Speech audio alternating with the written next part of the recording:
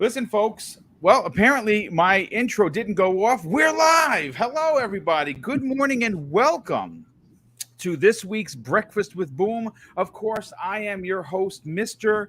BoomStick XL. And listen, we have an incredible show. I wrote a show. I then rewrote the show because there was some stuff in there that I didn't care for myself. And I'm like, yeah, people are going to be bored. And I'm opening up the show pissed, and I want to have an honest conversation with the community. The gameplay that you're going to be seeing today, of course, is the topic of discussion to open up the show. The Ascent by Neon Giant. Obviously, that was published by Curve Digital. If you didn't know, I got a chance to review it. I was offered a PC code 2 weeks ago, but I'm not a PC guy, so I said, you know what? Thank you, but I will wait for the Xbox version. And they were awesome enough to give it to me on Monday, and they were actually nice enough to give me a second code for my brother Neo Mental, who, of course, we recorded playing almost all day on Monday. I'm almost at a level 20 now. I've put 35 plus hours into it. My brother's the same thing. We love it. My brother gives it a 9.0 out of 10. I give it a 9.5 out of 10.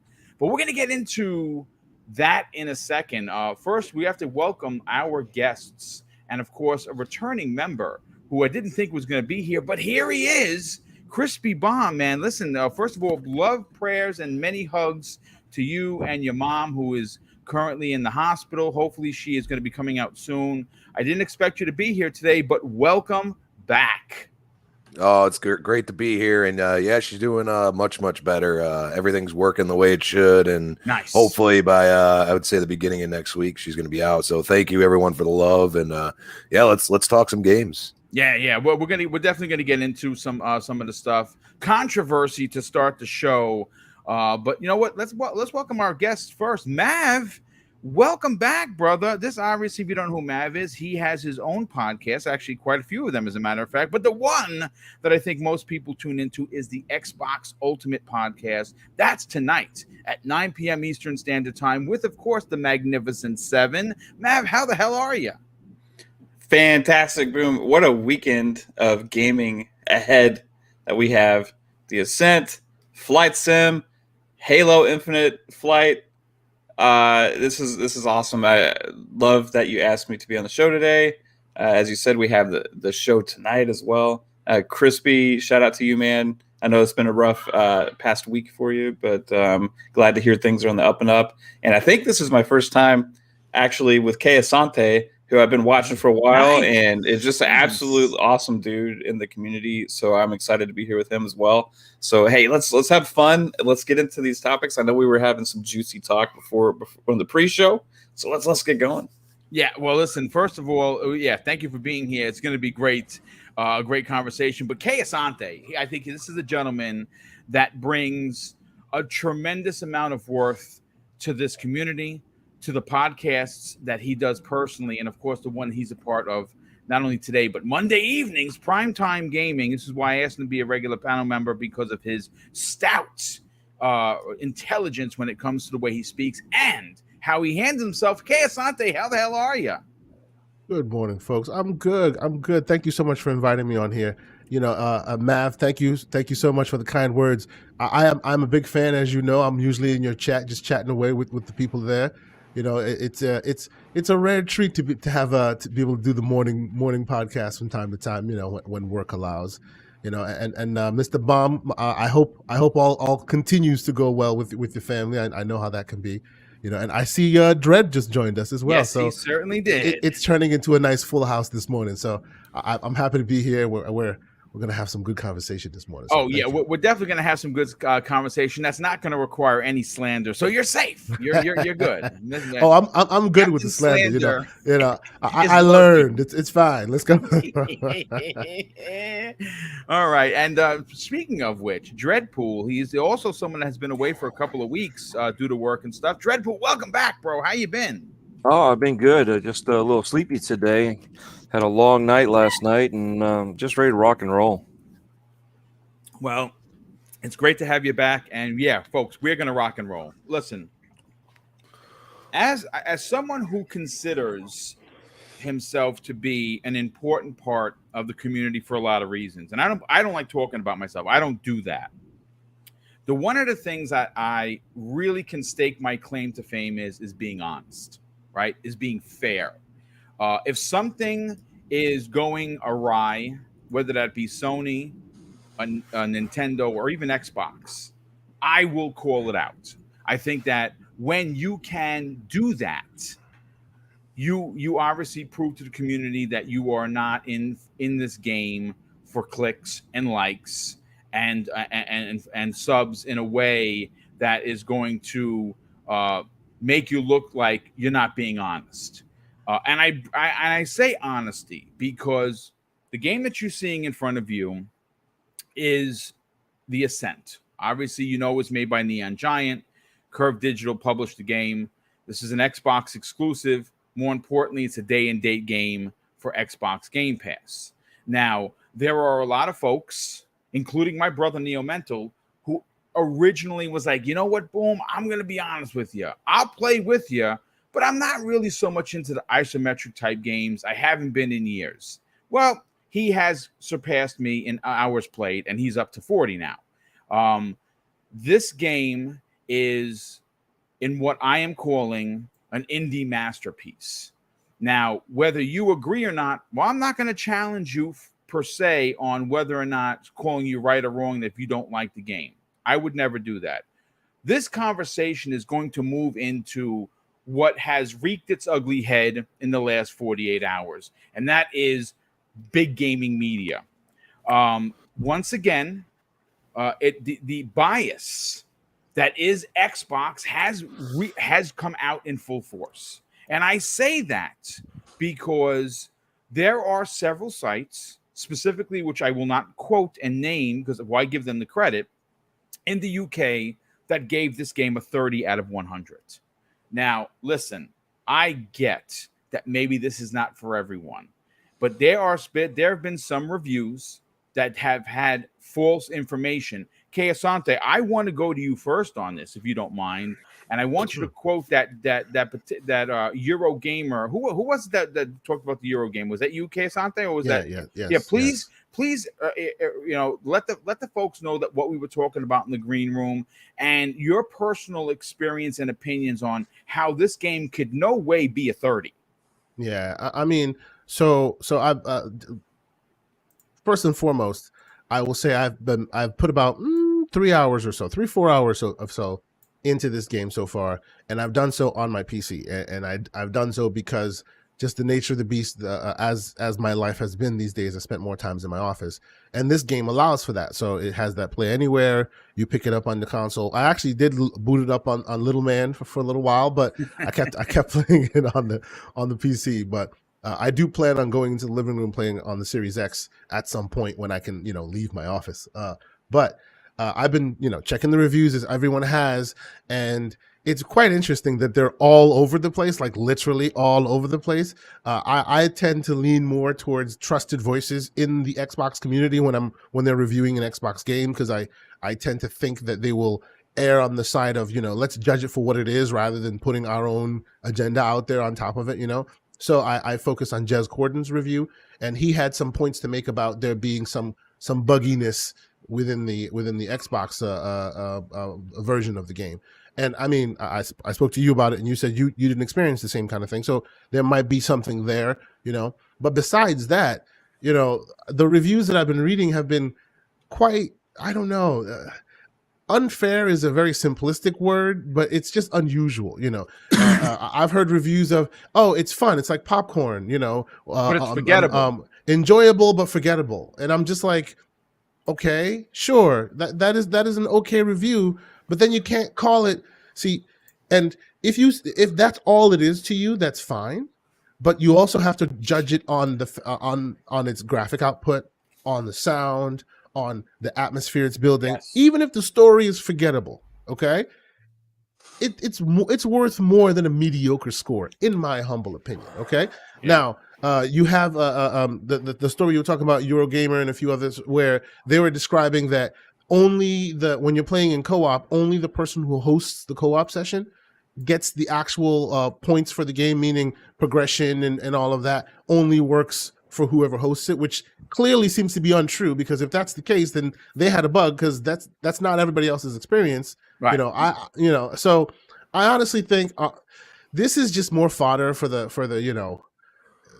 the crowd that insists on one side. As soon as anything comes out, it must be ripped apart, thrown into the gauntlet of the console warriors and all of that. Yeah. This is made by what was it, 12, 13, 13?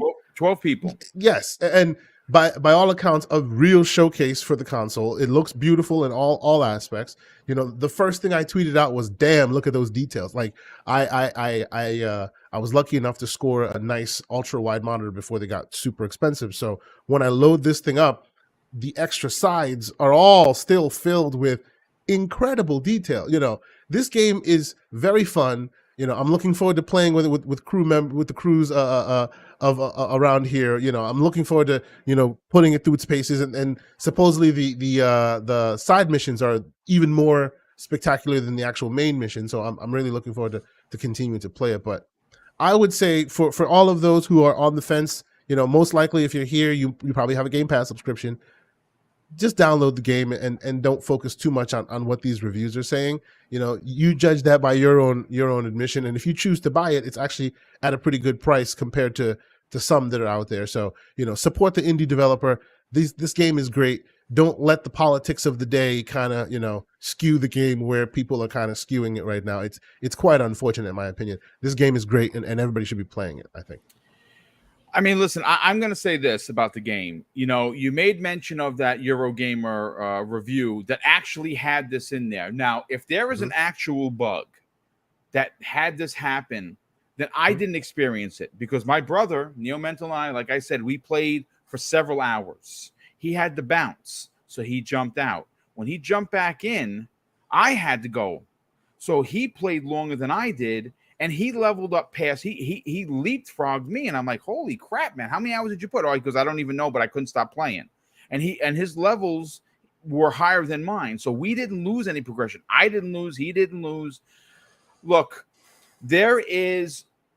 I understand that this isn't the Illuminati, that everyone is against Xbox, right? I am never going to suggest that we can never get a good, fair review. Ainsley, obviously, is someone that everyone in this community knows. He reviewed it. He gave it a 7 out of 10. His review was fantastic. That was his experience. He gave it a 10. I gave it a 9.5 out of 10. It's my game of the year so far. Death's Door and the Ascent, they're right here. They're right next to each other. Okay. Mav, I want to grab your opinion on this, obviously, because you're one of the special guests today. This is one of those games that many have been waiting for.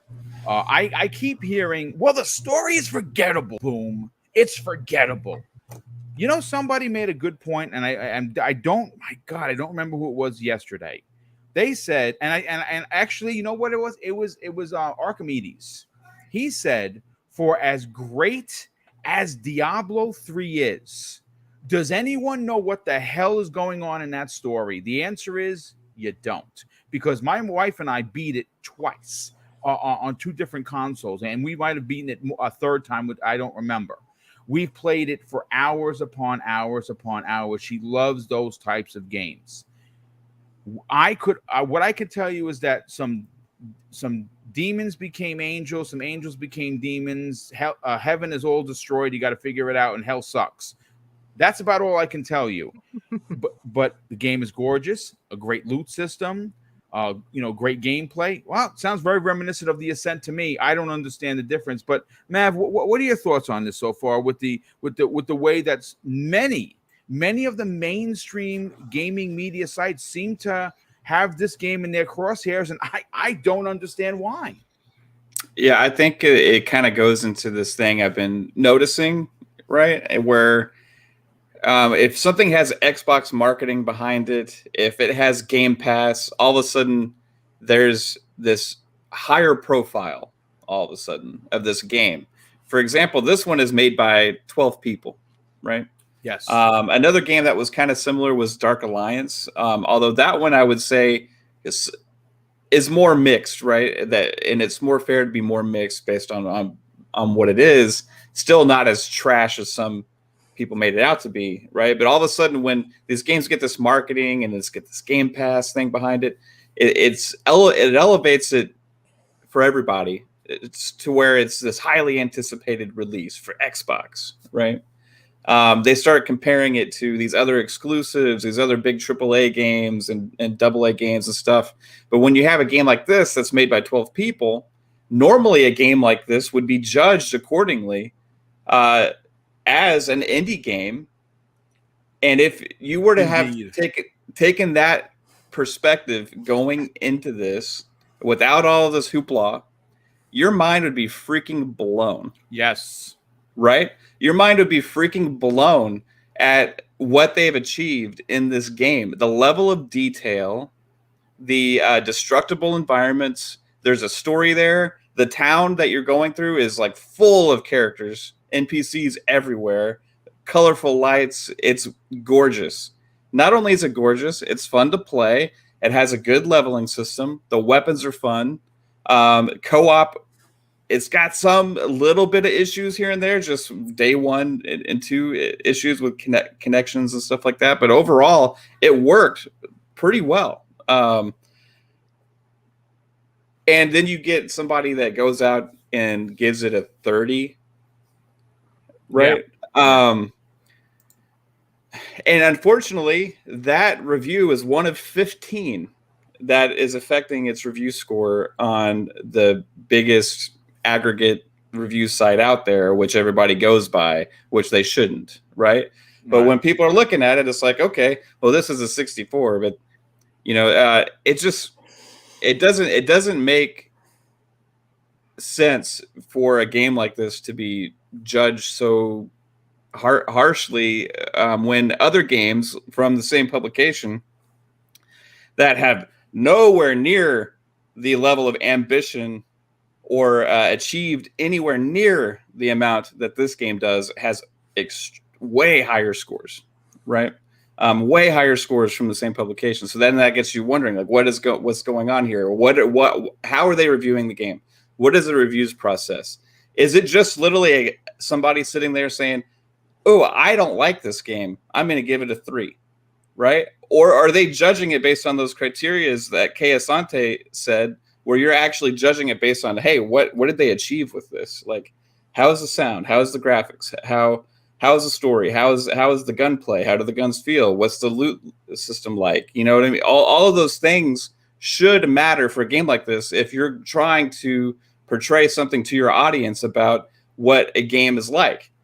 Or you can be somebody that just says, hey, I don't like this game. I'm going to give it a 3, right? And if that's the kind of review that you're doing, then it's not really putting forth something that's useful to a lot of people, for that matter, or honest, because it's just a completely 100% for you only opinion, right? And if you're writing for a publication or something, then the reviews should be a general consensus for everybody opinion, right? So something that gives you information and facts and details, and it just. I don't know. I don't get why that is. I think that target that gets put on games back has something to do with it. I think we're going to keep seeing that, and that's an unfortunate thing because this game is a lot of fun. Yeah. I've probably put about 4 or 5 hours into it so far, and I played it at launch. The minute it launched, it worked. I hit A at exactly 12 o'clock my time when it went live, and it launched. No day one update, no server issues. It just launched. I sent some invites to friends. We got in and played immediately, and it just worked, and it was a blast. I mean, we had a lot of fun, but yeah, I don't get it, Boom. I don't know, man. It's very weird to me. Yeah, it's very unfortunate that it seems as if. Even when, and that's the thing, I want to bring Crispy into this because Crispy, he likes it raw. So we're gonna get a raw Crispy. He's been probably pent up. He hasn't been on the show in a couple weeks because he went on vacation. One of the things that frustrates me as a content creator is I look at the overall picture of gaming. Like when I look at the grand scope I don't look at, plastic wars. I look at, okay, I know Kena got delayed, one of my most anticipated PlayStation indie games, right? Nintendo's got, I know people are going to be like, I can't believe it, Mario Party coming in at the end of the year. My wife and I are going to play the hell out of that. We loved Mario Party back in the days, and they have all the old boards, so we're excited. And of course, I look at the Xbox plethora of games in the last couple of days. There are so many games, folks, that I just don't have the time to. I haven't even played Flight Sim, for crying out loud, and I bought a stick for it. I just don't have the time.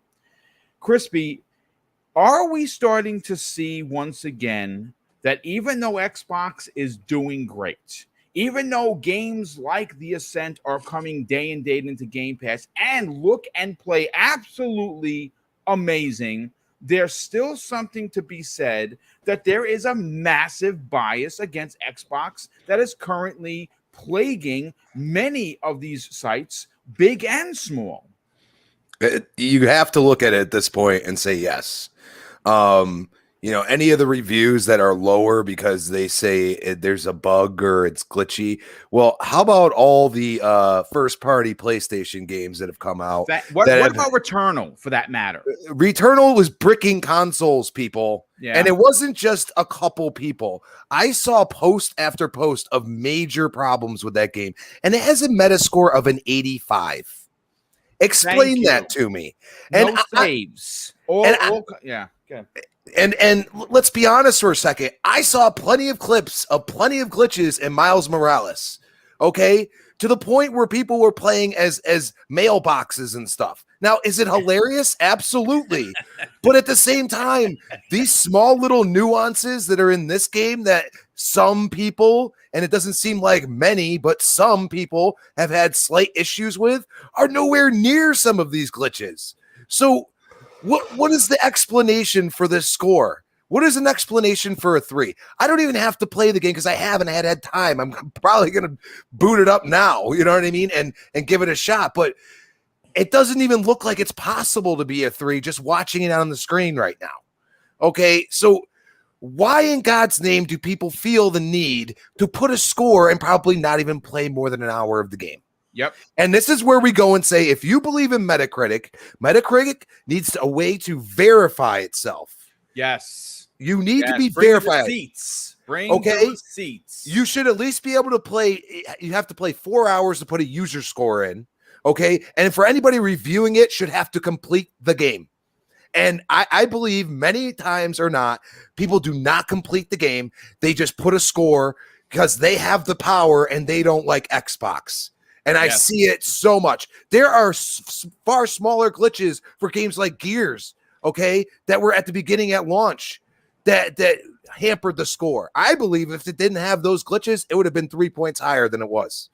Okay, so my point is stop looking at Metacritic. I have stopped looking at it. I just it's blasphemy. Like, it's 15 reviews, people. Think about it. 15 reviews. So half of those people are probably like, oh, screw this game. It's a little indie. Like, oh, we don't like it. Oh, it's on Xbox. I don't like it. They got to verify. I mean, Metacritic has no value at this point. You have to be able to verify. That's my stance on it. I'm done. Like, I'll talk about it, but it makes no sense anywhere, I mean, listen, folks, most people in the chat are outraged like we are. Right, like, we understand that there is and again, some people will say nay, say, oh, there's no bias in Xbox. That's crazy. No one goes out of their way to want to hurt the console, folks. If you believe that, I got a bridge to sell you, because we understand that all you have to do is look at what I'm playing. This isn't. I didn't download this from. I'm playing. You can see my name, Mr. BoomStick. I'm playing this game. You're seeing achievements unlocked. I'm legitimately playing this game. Have you seen any glitches? Have you seen any hiccups and freezes? No, you haven't. This game loves to give you achievements, by the way. It just loves throwing it at you all day. They're very generous with achievements, but some of the achievements are pretty interesting. Now, I mean, listen, in a lot of these reviews, there are things missing that make me scratch the head a little bit. No one has. I don't see anyone talking about how incredible the Gears of War levels, uh, crouching and cover system is available if you want to play that way. This has former people that worked on Gears of War specifically. That's probably why it plays like Gears in regards to its cover system. Has anyone ever seen an isometric game allow you to take cover and with the left trigger pull over the gun and fire over you think? No one has done that, and they do it very successfully. Dreadpool, I want to grab your opinion on this. This is a game that continues to impress me, and again, has nothing to do with its Game Pass, and I got a review code that I didn't have to go out and buy it. That is so far from the truth, because I've been talking about this game for months, because it's the kind of game that I like. It's in the cyberpunk world, and again, it's a looter shooter, lots of guns, lots of loot, gorgeous graphics. I mean, even the NPC characters, as you're walking by, they will be talking about you. Oh man, look at that guy's chrome. I mean, it's crazy. And then when you start shooting, you hear people. I just came out to the store. I don't want to die, and they're running for cover. It's freaking hilarious. Do you think that this game is getting the shaft? That's what I really want to know from you. Well, let's put our tinfoil hats on and think about this media bias thing, right? Remember Randy Quaid on Independence Day when he's like, "Hey guys, I'm back." Okay, this is pretty much it. This is one of those things where they are throwing this. It's just ridiculous. You know what I mean? Just judge a game for what it is, and this is why I don't like scores. This is why, yeah, it's great or nah or meh, whatever. You know what I mean? But for them to tear this apart and not even give you why they tore it apart or how they tore it apart, and then you have two different scores between PC and Xbox, and it's like, wait a second, how bad is this glitch that's so game breaking that requires the 3? It makes no sense. Yeah. So I don't listen to them.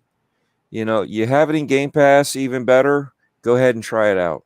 Not every game is for everybody. We already know that.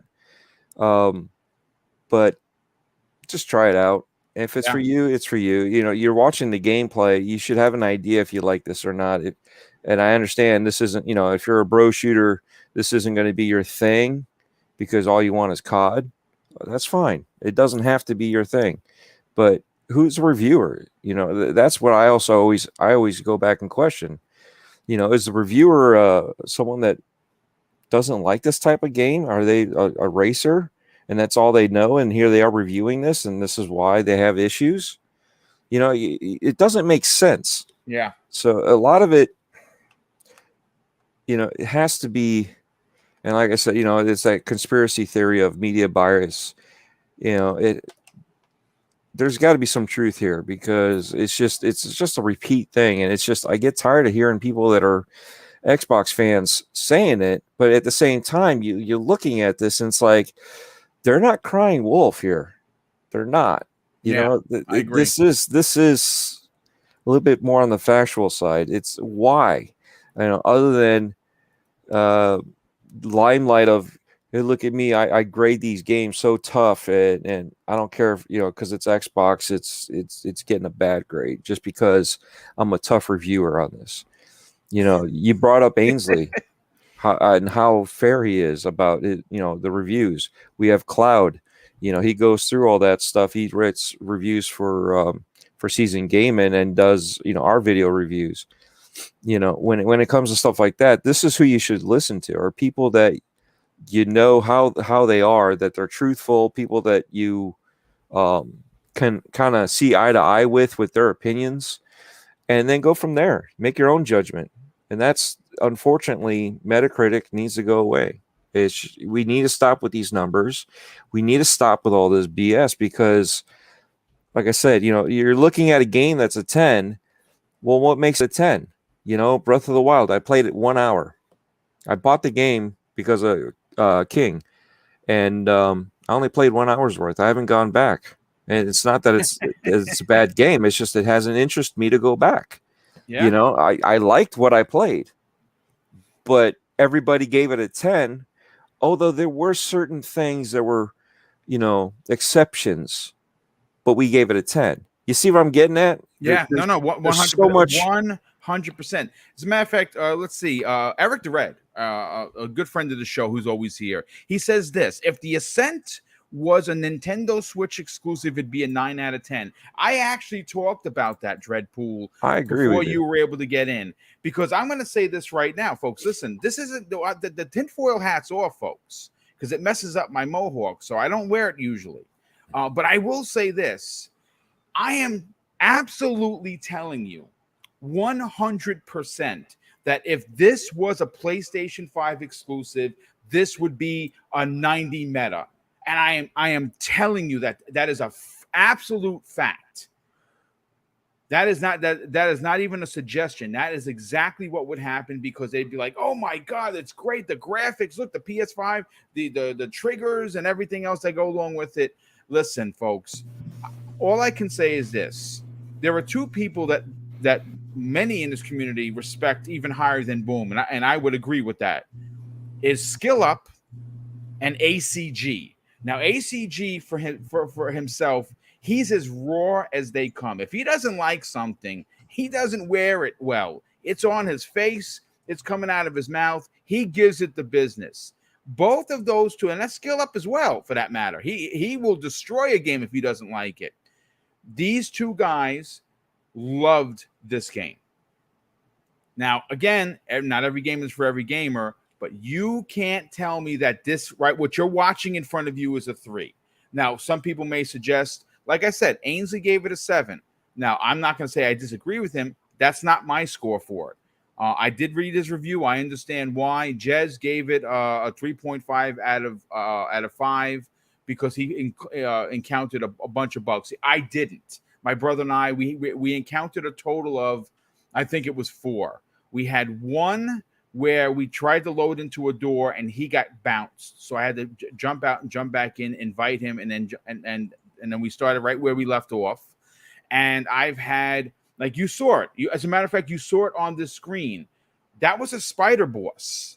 Well, for some reason, they thought that Boom had skills enough to fight 2 of them. So there was 2 spider bosses instead of 1. And of course, I got wrecked. But that obviously, when I died and reloaded, it was back to normal. So there were some small hiccups here and there.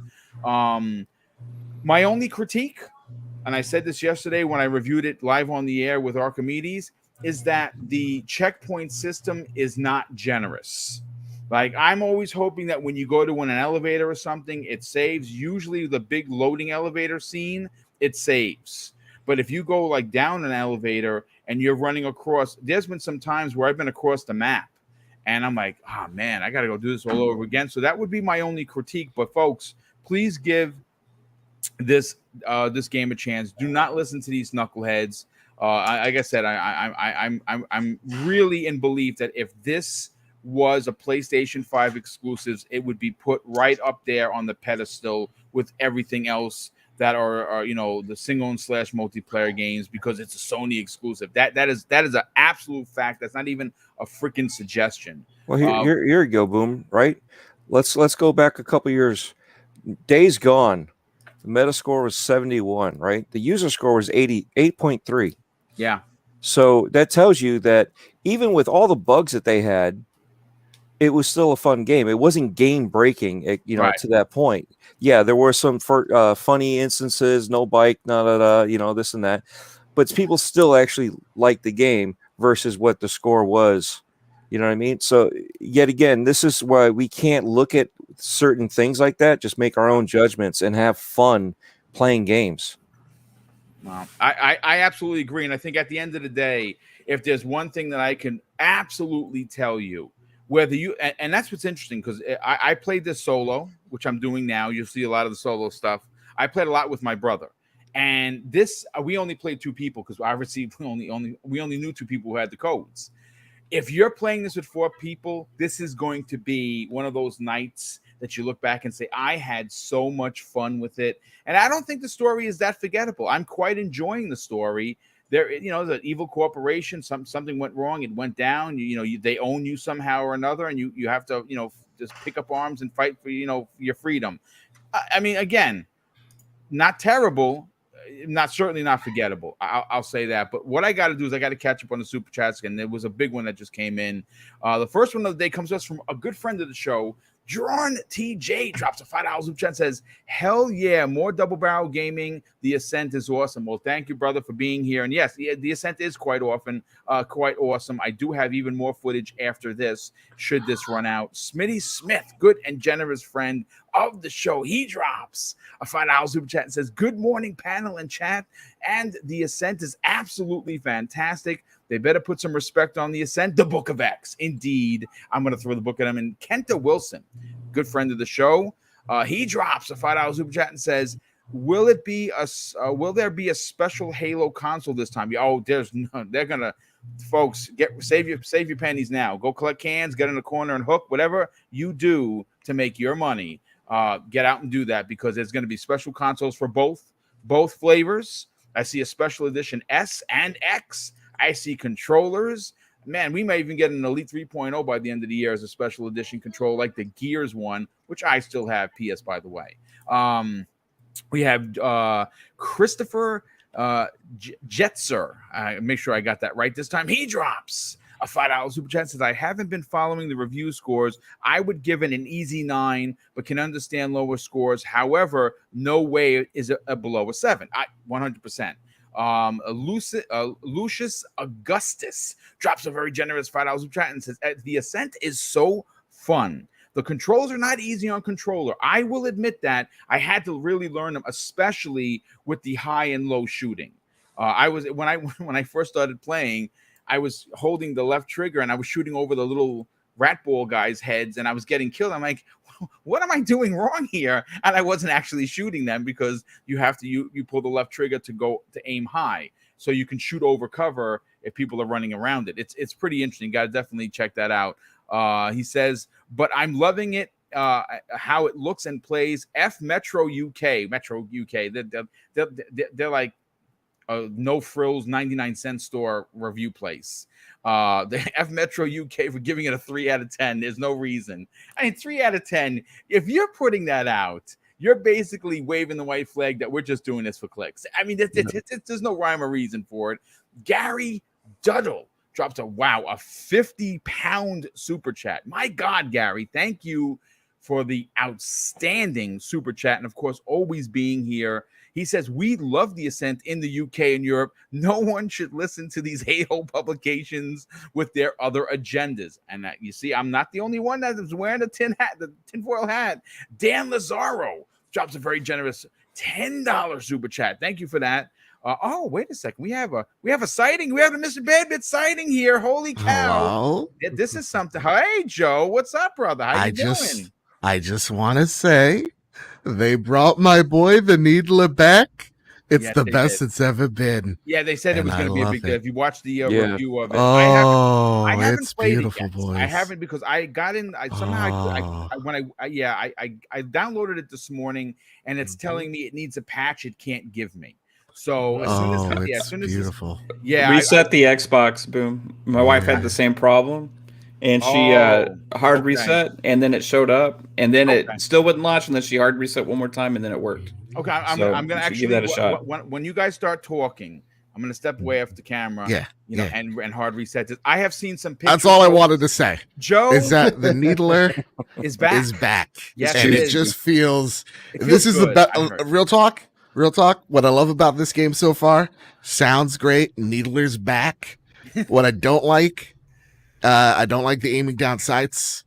And what's the other thing? I don't like? What's the other thing? Can't be that important because I don't remember it. Aiming down sights on certain guns, I'm not a fan of. Change to recon controls. Recon. Oh, yeah. There was one thing I like to map all the buttons in a certain way. Yeah. They don't have that right now. Other than that, it's fantastic. It's a technical preview. But Joe, listen, thanks for jumping in and giving us the hot take. Of course. And also, enjoy it on your TV, by the way. Yeah, that's what I'm doing. And also, I just want to say, when it comes to the reviews of the Ascent, because now I'm jumping into the Ascent right now, I just want everybody to know because how reviews work sometimes is they give you unfinished builds. And from what I'm aware, well, because I've seen some reviews point this out, they did not give people the day one patch until literally the day of. That's a fact. Yeah. I was going to bring that up and I forgot. Yeah, that's something that it was, I know, a huge issue for several people out there. It was that it was that's like probably what you have to Jez's score going a little lower. Absolutely. And some people thinking like, and like rightfully so, is like this is gonna be like a Diablo where there's a ton of loot. And from what I hear, I'm testing it for myself, everybody don't yell, is that the loot grind isn't there. As much as like a Diablo is, where you go through a level and you're already switching out everything. So I'm gonna test this out for myself. Yeah, that's what I just want to give everybody a heads up on. And that also answers the question sometimes: why do some games not give people review copies until the game is out, right? Or everybody's like, "Oh no, that's such a worrisome thing." Whereas if this game they had done that, you know what I mean? Maybe it would have reflected better on the scores. Yeah, the way I see like how even things are handed out, because like they're such under NDA all the time. That's the other thing that people don't give reviewers the benefit of the doubt, because it's something that very much happens. It's like sometimes you can know it, you can tell when the game is they got something quality or they don't by the way they send them out and when they send them out and how often they communicate to you as well. So again, it's that's speaking very broad strokes, but that's one of the things in the review process no one really talks to you about is the communication between you and the people guiding you. Because as much crap as we want to talk about reviewers, these are the people that are going to be playing the game first, that are running into all of the roadblocks, that are going to give you the wiki guides when you can't solve the puzzles. Or at least I speak to myself there. These are the people that are doing all that. And so I give a lot of credit and a lot of props to them. But that's all I got to say, because yeah, sometimes like they don't hand you the day one code and this is the product that you had and this is the product that you played and it's launch day. And people want those reviews, unfortunately. Yeah. No, I mean, I get it. But listen, Joe, it's definitely great to have you jump in. Enjoy the rest of your day. And I'm going to jump on Halo at 12 with you. So yes. Are you really? Yes, man. Yes. Fudge, yeah. Okay, let's go. All right. Bye-bye, guys. I love you all. Sorry, I intruded.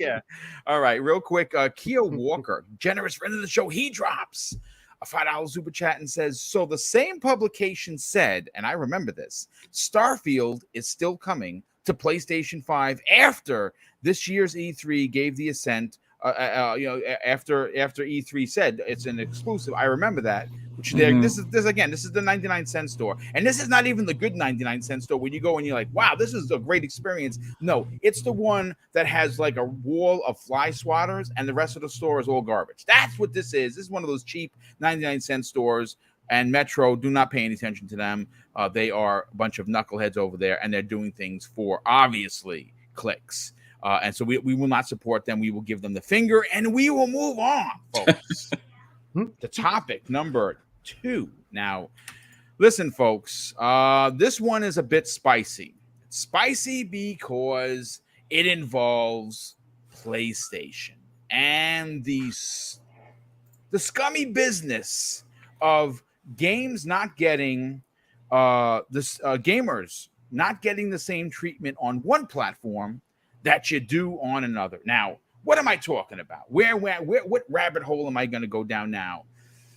Smart delivery is something that we as Xbox gamers, whether you play on your tablets, your phone, your old Xbox One, or even your shiny new Xbox Series X, you get something called Smart Delivery for free.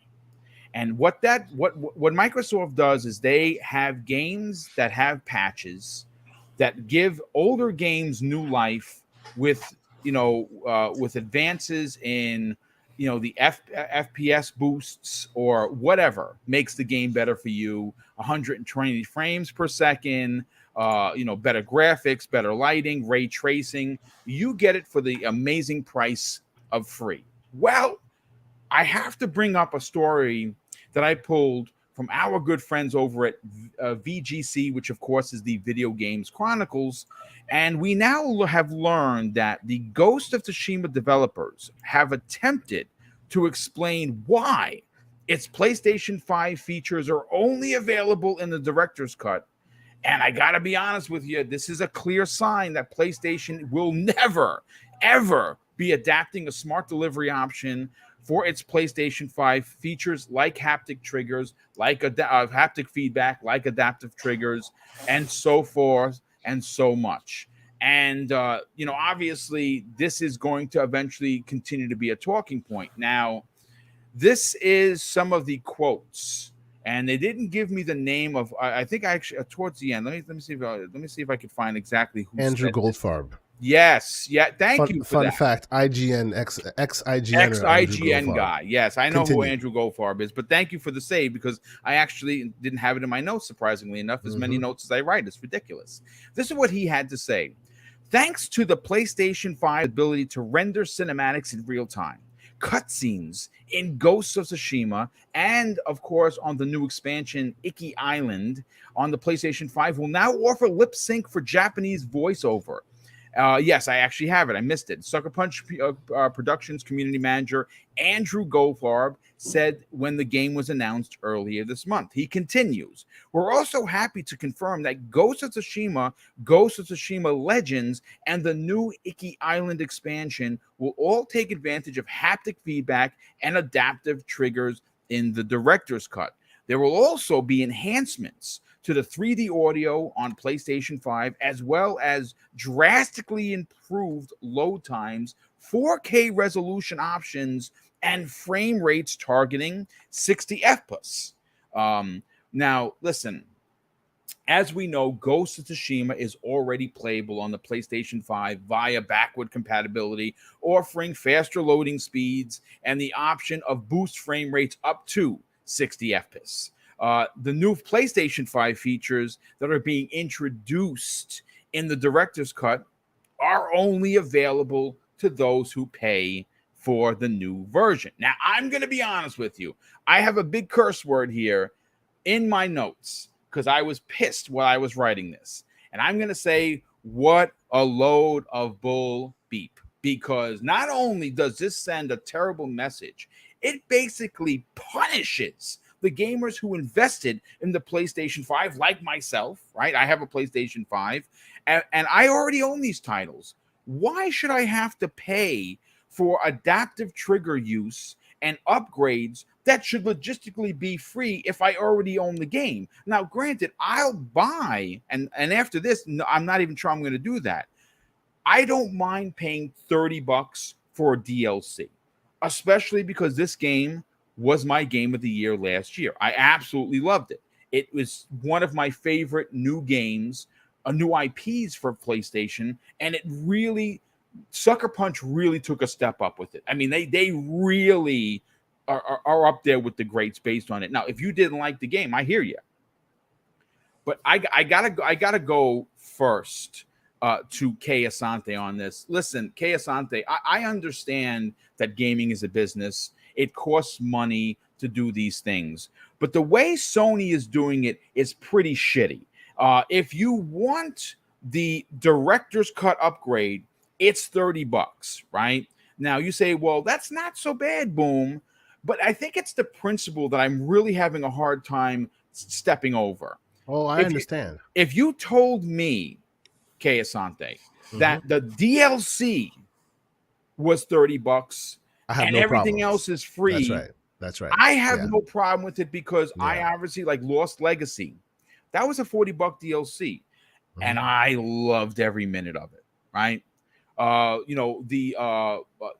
Depending on where you fall with Spider-Man Miles Morales, I loved it. I loved it for a lot of reasons that are just more than graphics. I loved messages. There was a lot of messages behind that. I loved it for that, specifically because I have of Hispanic descent.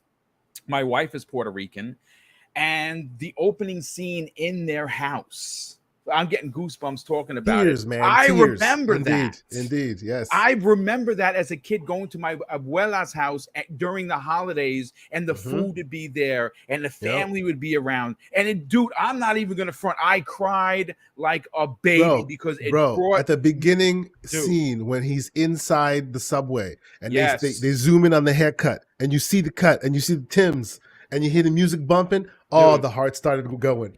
Me and a bunch of people on the internet, we were just talking about it's no doubt. It's one of the best renditions of diversity I have ever played in a video game ever. Standard. With that said, Kay Asante, zero problem paying for that. Oh because yeah. It Hell brought no. me Yes. joy beyond. My only issue is that control. game was too damn short. I wanted a whole long game with him. That's what I wanted. Yes, sir. I agree.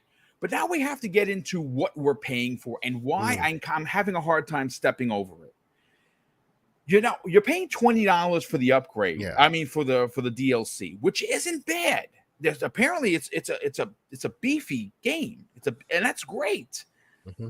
But they're making you pay $10 for this stuff. Yeah. Now, that's the thing that listen, I've already paid $550 for the control for the system. Tax, I bought the controller, I bought the camera, I got the headphones, I got the freaking charging stand from PlayStation. I went all in. I was a stand for PlayStation 5 shit, and you still want me to pay more? Like, come on. What are your thoughts on this case? I mean, I couldn't agree with you more. It is this is the part where I always turn to the community and go and like I want to shake the proverbial like PlayStation gamer like, what is wrong with you? Like I'm neutral because I have been lucky enough to put all of my joy into gaming. So I have a pretty good PC. I have an Xbox. I have a PlayStation. I prefer the Xbox because of the offset controllers. My mitts work better with them. As such, I gravitate towards Xbox. But I play all these games. I love these games, right? When stuff like this happens, I expect all of us to grab each other by the hand and go, yo, we're in this together, and this is BS. Just like folks did when Xbox tried to undo their deals of the year and make Xbox Live a double the price, right? Everybody gathered together and recognized that this was not something that should stand. This is not something that should stand. They made you upgrade your hardware to better hardware that features more additional things. That's like Steam, like all of a sudden I have this game, it works. I put in a 3080 into my 3080 video card into my computer, and now all of a sudden the same game I was playing before, you know, I put an SSD in, so it's supposed to be super fast now. But then they'll go, oh, there's a lot more throughput available to you. Oh, you now have a ray tracing available. How about you hit this buy button and pay an extra $10 so you can actually use it?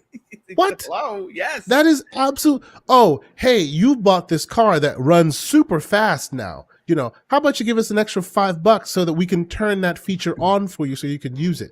That is a little bit nuts to me. You know, I don't blame PlayStation here. I really don't. I don't. It's weird. I know it sounds a little funny after saying what I'm saying, but I don't, because their job here is 100% to make money. And and so is Xbox for that matter, right? They go about it different ways, right? As long as you let them continue to do this, they will continue to do this. It is their job to do this. There is no Sony guy with a heart who thinks about his actions. No, there's just Phil money Spencer coming into the there? pocket. This is outrageous you know? behavior. And even Phil Spencer, is a money man. He just does it in a very smart way. Yeah. He knows that if he rubs your respect button, the money will just cha-ching, cha-ching, cha-ching, it'll just keep coming, you know, whereas the others keep delving towards the other side. Now, again, I don't blame Sony here, because let's be clear. If Microsoft one day got up and said, okay, Xbox is now done, it would be a blip on Microsoft's radar. It'd be sad for all of us, but that much of it on the radar. Whereas Sony really needs PlayStation. They have the TV market, which isn't great. I have one of their TVs. I think their TVs are great. They have some phones. Their TV and movie divisions do what they do, right? But if PlayStation falls, so does Sony, by and large. So they got to do what they got to do in order to succeed, right? So I have no problem with them being as aggressive as they can be. But it is up to you, fair gamer, to go out there and go, this is some BS that we are not going to put up with. Because like you said, Boom, tell me this upgrade is $30. I will gladly pay for it. Ghost of Tsushima, I'm this close to platinuming it. I wasn't going to because I really wanted to go back in. Game, and I don't platinum a lot. I think I have 4 or 5 of them. Yeah, that's I didn't want to finish platinuming it because that means I wouldn't have to. I couldn't play it anymore. So I've kind of left a few dangling threads. So I just go in there and just murk fools from time to time. It's the greatest thing ever. You know, I love that game. I really do. Me too. And now, of course, with the new expansion, I'm in there. Tell me the whole expansion is $40. Tell me that. I'm in. Money is paid. I'm here. There it is. But don't tell me it's $30 and then to get the little rumbly thing on my controller, then it's like, what the capital can't say because it's breakfast. Like, what's wrong with you people? You know, prime time, we can curse. This is a problem. Yes, this is a problem of messaging. A serious problem of messaging. Because you're trying to train me to get used to paying you $10 extra for more stuff. Even though that stuff, I've already paid for it by virtue of buying your next gen console. Thank you. I mean, it'd be a different story if some modular thing came out and went, "Hey, you either we are now increasing. We're turning on our magical servers, which not possible, but for the sake of this argument, let's go there. I'm the tech guy. We're turning on our servers, and we're going to have cloud computing add additional throughput to your machine. You know, you pay us 10 extra bucks, and all of a sudden now your system that is not capable of doing this thing will now be able to be capable of doing this thing. You say that to me, that's a different conversation. You're giving me more for my money, right? You made me throw I had a double-decker PlayStation. I bought a triple-decker PlayStation, which was a PlayStation Pro. You made me toss that out the window to get the router tower PlayStation. And even still, now I got to pay extra $10 per new feature you add. That is absolute hogwash. Yeah. Perfect from a business perspective, but it's time for us to stop being selfish gamers, come together and go, yeah, this is some BS, and we should not put up with it. Because until we do, this is what you get. Yes. Yeah. You know what? The chat is first of all, we have 300 people here, which is awesome. I want to thank everybody for taking a lot of new names that I'm seeing. So obviously, if you're new, I humbly request that you consider subscribing to the channel. I put the work in, folks. Everything is researched. My poor panel members of every show have to basically go back to school and read show notes. And the one that has me beat is Ascent. His show notes are ridiculous. They're just as good as mine. Brain dumps, really. Brain dumps. So if you're here and you're enjoying it, consider subscribing. This is what you get. The camera thing, something I Mrs. Boom has been like, Boom, why didn't you go on camera? And I'm like, I don't know. But camera is a thing. I like being on camera because I want to see myself. I think I look horrendous, but I'm happy to be on camera for everybody. But listen, let's get back to the point of contention here. Mav, listen. Ascent brought up an absolutely incredible point. You're a PC guy. Your missus, Caitlin, who's in the chat, who we all love and know, is a PC gal, right? Paying for upgrades this way, if you tried to get the PC community to do this, there would be riots in the streets, right? So. Yeah. Again, will be burned in effigy. 100%. And again, this is one of those conversations that could potentially go down the side road that you didn't know was there, but is actually kind of sitting there. And I'm talking about this $10 thing. Now, I haven't seen the mainstream media go after Sony for this. And by all rights, they should, because what you're basically saying is that, well, thanks for spending $500 because I bought the one with the disc. I know you can buy a $400 system. It's just one of those situations that their cloud saves thing is a nightmare. There's no cloud saves. Do you know how many people I know lost all of their saves? Ghost of Tsushima saves that they were ready to platinum it. Cognito had that happen to them. Because I didn't know I made sure I transferred over everything, and I did it 3 times to make sure. Because I would have been pissed if I had lost all my save stuff. But getting back to the $10 thing, and I agree with Asante. Tell me the DLC is $40, and I raise my hands and I say, yes, I'll buy one for me and one for my brother Neil Mental, no problem. But when you tell me the DLC is $20, but if I want the advancements for the console that I already bought, I got to pay additional $10. I got to say, man, that's total BS. What are your thoughts on that? Well, what's even worse is the upgrade isn't even available unless you buy the DLC. Yes. So that's even worse because they're like locking an optimization of a game that you already bought unless you buy additional content, right? So the update should just be free for everybody. And then if you want to pay $20 for the DLC, that should be your option to do so. That's the way not only Xbox, but several other publishers and developers are doing this, and it makes sense. A lot of people, I keep hearing the argument, well, it only looks bad on Sony because Xbox is doing it so well the other way. Now it's bringing it to light, and it makes Sony look bad when it was just a normal practice. But I got a list of games here, okay? Now, you could label these director's cuts if you wanted to and sell them again for $70, or as it used to be called, definitive editions, or I can get the updates for free. So I got a list of games here that are in my library that have received free next-gen updates since I've owned my Series X.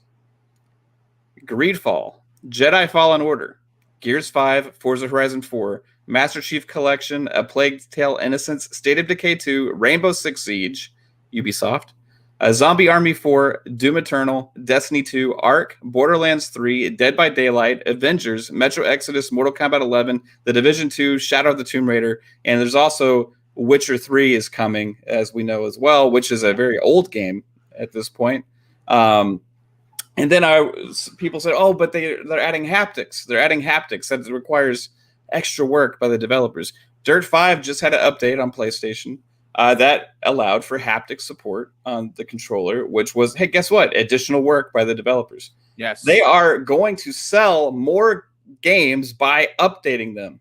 They do not need to charge the additional $10.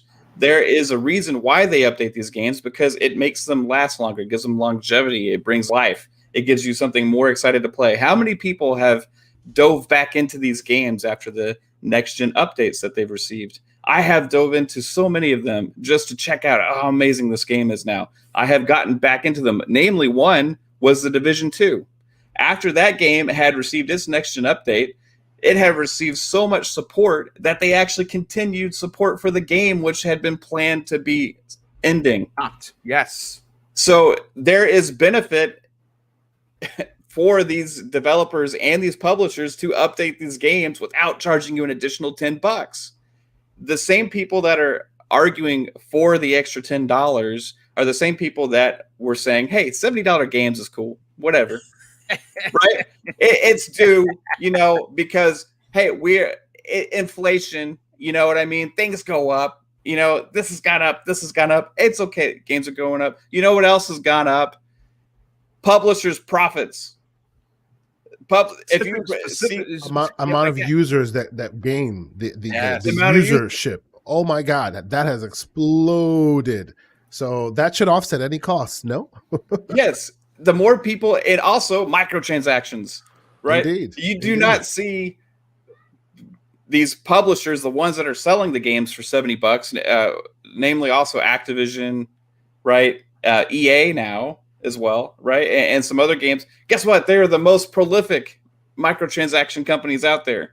Yes. They're also the ones charging $70. They're also the ones laying people off with record profits in the same year. So, yes, pardon my French, fuck them. Yes, there you go. That's the one person of the day. Sorry, I get in my feels over this. And then you see all this other crazy nonsense going on with like this stuff like Activision and stuff, and you just wonder like who's in charge of these companies? Who's in charge of the studios? Like, what is their decision making? We see the stuff going on with Ubisoft as well. And all of their stuff going, hey, we're all going free to play model now, and we're just going to make everything a monetization model. right? Yay for gaming, right? Come on now. You know, if you are advocating for charging extra for updates to your games, right? To prolong the life of these games, to preserve them, then you are advocating for against preservation. Because the whole purpose behind the smart delivery and all these other devs is to make sure their games are going to live longer, last longer, and be more playable going forward. And when you look at something that just launched like Flight Sim, what I think of that is, wow, this is mind blowing now. But I know that game is going to live in a service like Game Pass, and no matter what device Xbox comes out with in the future, it's still going to be playable, and it's not only going to be playable, it's going to be better than even it is today. Yeah. Hey, Mav, real quick, to add to your point, you got me to buy Midnight Club. Remember that stream a while back you did, and we were talking about you got me to rebuy Midnight Club, a game we hadn't played for God knows how long. Very long time. And people are playing it again. This FPS is the method that works. That's right. Yeah. You got me to buy it. You know the game. I don't want to get on a tangent, get off subject here. But there's a game that the studio opened and closed with this one game, and I think everyone should try it. Onrush. If you've never played Onrush, it is amazing, and an absolutely amazing racing game.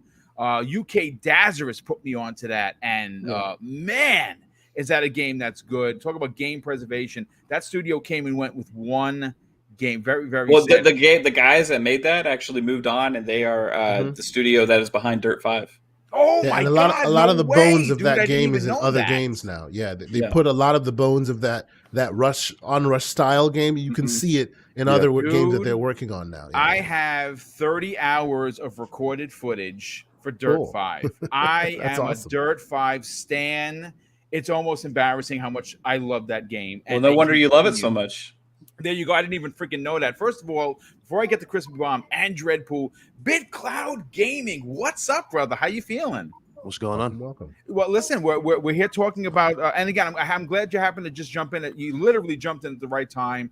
We're talking about Ghost of Tsushima's new DLC. We're all excited for it. What we're not excited for is the $10 cover charge for the advancements that Sony is going to continue to do with the rest of their stuff. So Boom, it's only $10. It's not breaking the bank. It's only $10. Yep. Yeah. Listen, again, we'll get to you in a second, but welcome, brother. And listen, Mav, real quick, you see me looking over to the right, or is it your left on the screen? The Halo stuff is downloading. I'm at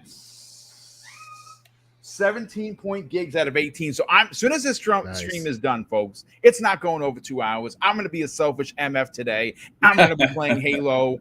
I cannot wait. Listen, folks, I'm super, super stoked about that. But Crispy, let's get your opinion on this, because, again, this comes to question how certain companies are perceived. And again, I hate making the us versus them thing, because I don't like console war stuff. It's just not my bag. But again, I gotta call it when I see it. I understand, jokingly, BitCloud said it's only $10. And you know what? To be fair, it is only $10, right? But when you spend $500 or $400 for some who bought the digital, for a console, when you get said console and you play older games, you're supposed to be able to take advantage of newer things to again, game preservation. And Microsoft is doing it right. Gears 5 got an upgrade, Master Chief Collection got an upgrade, Tomb Raider got an upgrade, and you didn't have to pay anything. They didn't say just give us $5 or $10. They didn't. It was there. This is, and again, I mean, like I said, I really, really love Sucker Punch, to be honest. And Andrew Gilfarb, listen, I had no problem with the guy. I don't have a problem with him now, as a matter of fact. He left IGN and he's doing some big things. He's community manager for Sucker Punch, and that's good on him. I liked his take on gaming, to be fair. And again, he's the mouthpiece for the company, so he's got to get out and he's got to talk about it. But I still think it's BS that we have to pay for use of things that we've already paid for by upgrading our consoles. What are your thoughts on that? There's an easy argument to anybody that argues for this. Okay. Why did you buy your new console? Why did you buy your new cell phone? Are there any big differences between what you're able to do on either? You can go and play games on the One X. You can go and play games on the Series X. Why did you buy the Series X? For the features. Yes. Okay. You bought it for the features. So explain to me how a company thinks it's okay when you buy into the new console and you don't get these features, the features that are selling points for your particular console. Instead, you have to pay $10 more for a game that's already playable on the PlayStation 5. I don't get it. Why not just charge $30 for the DLC, call it a day, and just say, hey, there will be an update and a patch that, puts the haptics and everything else for the original base game. Since you already own it, that's what they should have did. This is marketing faux pas at its finest. Why? You could still make your $10 and just charge $30 for the DLC. I don't understand what their play is on this. And that would be like train the consumer. They're trying to remind you that, hey, you're paying this extra $10 because of that new feature. Because next time we're going to make you pay that extra $10 again. Because remember, some of these games are also on PlayStation 4. So if they don't train you that way, then you go, come on now, why is the PlayStation 4 people paying $30 instead of $40? You know what I'm saying? They're training. They don't even need to train you. They got dudes acting like mascots. That's right. They don't need to. Don't worry, I'm having fun with this. That's a good point. Too. That is a great point. Yes. But I mean, that's my whole point. It's like telling me, okay, I bought the Series X. No, you don't get Gears 5 at 120 FPS. You got to pay for that. Say what? You think I'd be sitting there like, oh yeah, this is cool? No, it's not cool. Okay, so and I don't want to hear people be like, oh, you're just you're an Xbox fanboy. Well, you know what? Called out Xbox plenty of times for bull crap. So don't give me that. Okay, what people need to do, and Bit sounds like he's right with us. If you're on that platform, man, you got to be like, nah, this isn't cool, bro. Come on, Chris. You saw me blow up with that Uncharted rumor. I'm having fun with this. I'm having fun with this. But yeah, dude, like it just, I don't understand, how you gain, traction with the community and say, hey, we're doing this because it's right. You know what I'm saying? It's right. You paid $500 and something with tax for that console. You absolutely should have all the features that were advertised with that console. Yeah. What 100%. And again, I think you really hit the nail on the head there, Crispy. Why did we buy said new consoles? For said new features. And one company is giving it to you by the bucket load, by the way, and the other company. And again, listen, I don't know about you folks. Like for me, the Uncharted series goes like this. It's 2, 4, 1, and 3, right? Now, I bought the collection when it came out on the PlayStation 4 and replayed through all of them because I love Nathan Drake. I love that type of Tomb Raider-esque. I like that Indiana Jones-esque type of style of gameplay. And of course, I'm a Sony stan for this third-person over-the-shoulder stuff. I would not pay as much as I love these games, and I would love to run through Uncharted 2 again. It's my favorite PlayStation 3. It's in the top 3 for me of all time for PlayStation 3 stuff. That's right at the top of the list. I wouldn't pay again to do that, and that looks like that may happen. Dreadpool, I want to get your opinion, but I missed a super chat with Dan Lazaro, who's a good, generous friend of the show. He dropped, I actually said a $10 super chat, but I didn't finish it. He says critical reviews shouldn't matter in any format, especially when the success of the product is based on them. If we're doing reviews, your gamer tag with a list of your achievements earned. I like that. Again, that's bringing the receipts, Dan, and I think that you should prove that you put 35 or 40 hours into said game. Now, I'm not going to sit here and front. I haven't beaten the Ascent yet, but my problem is it's my gamer style. I can't run through a game. I have maybe some sort of undiagnosed ADD. I want to get everything. So, I like going in and doing these side missions and finding these guns and upgrading and doing all this stuff. So I'm 35 plus hours into the Ascent, and I don't know how far that I've only played like maybe seven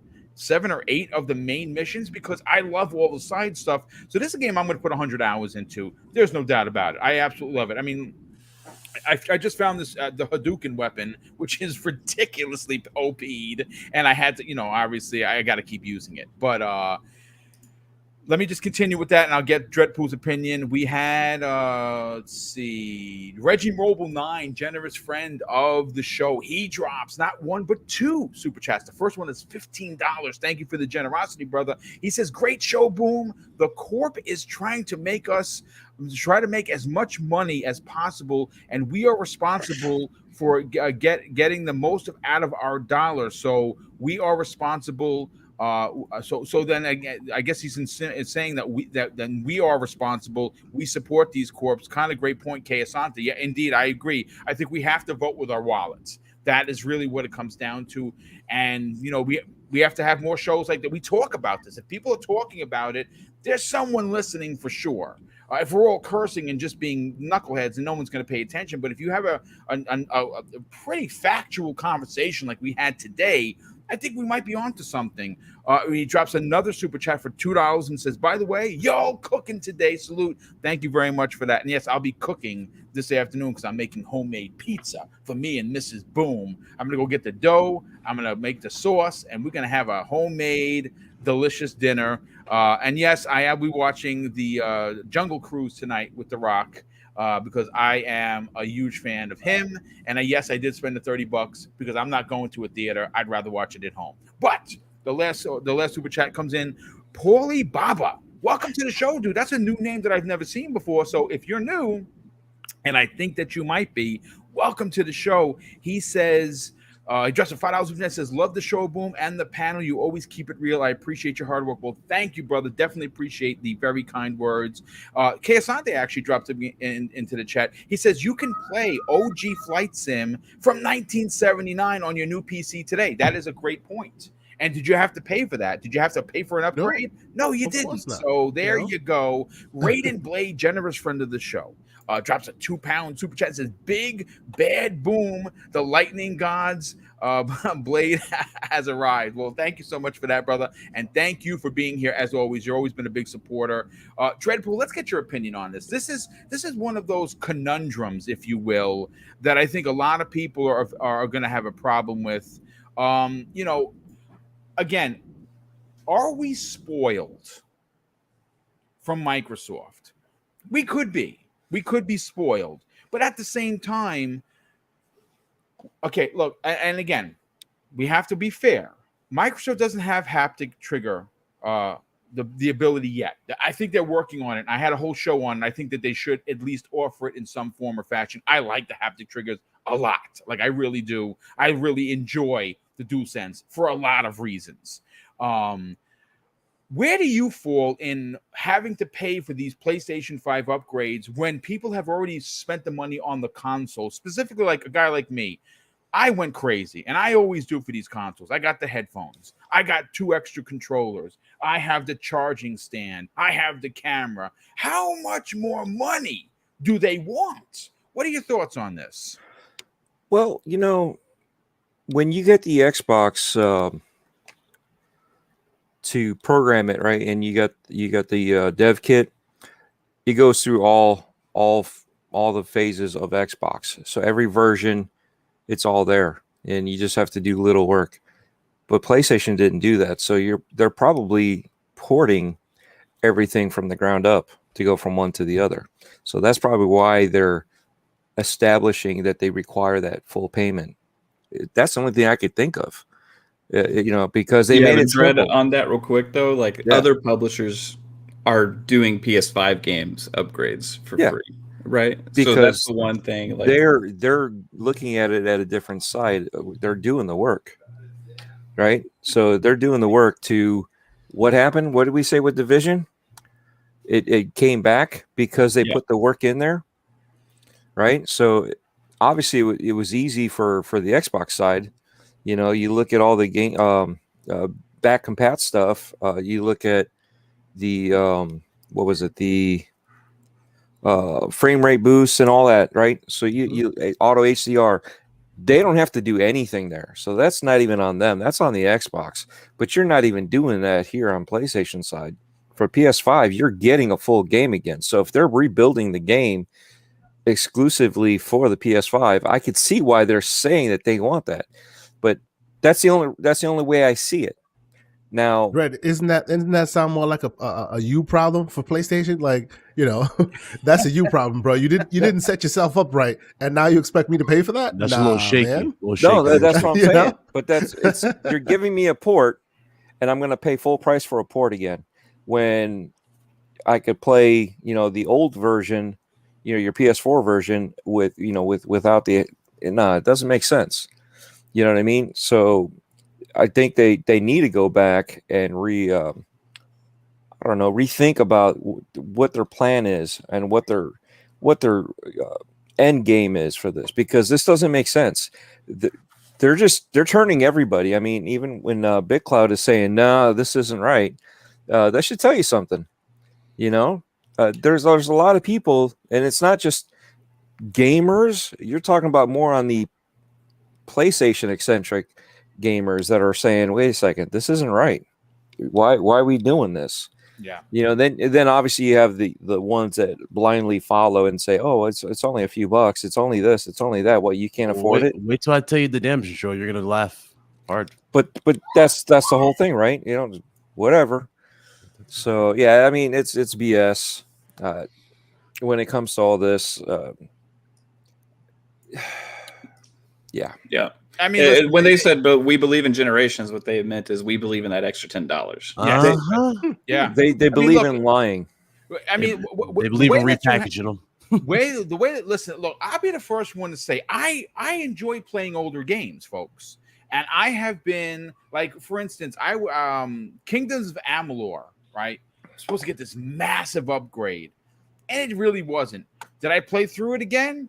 Because I loved it originally. It's just one of my favorite franchises. I there's new DLC coming. I'll be back into that. I don't mind getting new trophies on older games. That doesn't bother me. What bothers me is for a company to try and, like I said, if you want to charge me for an upgrade, or you want to, you know, it's we start to get into some questionable behavior. You know, and again, Kay Asante and I both said it from the beginning. If you're telling me that said DLC is $30, I think that's great for the $30, because I paid $40 for Lost Legacy, and that's probably some of my favorite Uncharted DLC. The two women in that game are incredible characters. That was an incredible DLC. If you missed it, go play it right now. Still worth playing today. It's absolutely still worth playing today. I absolutely loved it, and it had a real switch at the end, which I won't ruin, because I don't want to tell you who comes at the end. It's not Nathan, but you should play it to the end. That's all I will say. And I really enjoyed that. So if you're telling me Ghost of Tsushima, my favorite new IP, right alongside Aloy and Horizon Zero Dawn, is getting some DLC, and it's $30, I'm like, yeah, man, I'll take two. One for me, one for my brother Neo Mental. Let's go. But the messaging is, well, it's $20. But if you want the all of the great bells and whistles for the freaking $550 I spent, you have to pay $10 more. Oh man, that's like those. I don't know. Mm-hmm. I don't know. Price gouging you. Real quick, Boom. Before you go, sir. and I know where you're going. I want to put in there two things. One, I will say that you said it's not about us and them. I disagree. It is about us and them. Us being the gamers, them being the corporations. Yeah, that's true. You're right. And in this fight, in this specific situation, BitCloud, you are very important in this game, because when we speak, they go, categorized. When you speak, you lock arms with us and say, hey, that's some BS. That should say something to somebody. You know what I'm saying? Please. I mean, you would think it does, but even Boom would tell you the shit I went through for the past year or so being talking about. You know what? Stuff. Before we get your point, there's one thing I want to say, because I was looking, because I'm always stalking. Folks, listen. I endorse people that I consider to be extensions of my family in this YouTube game.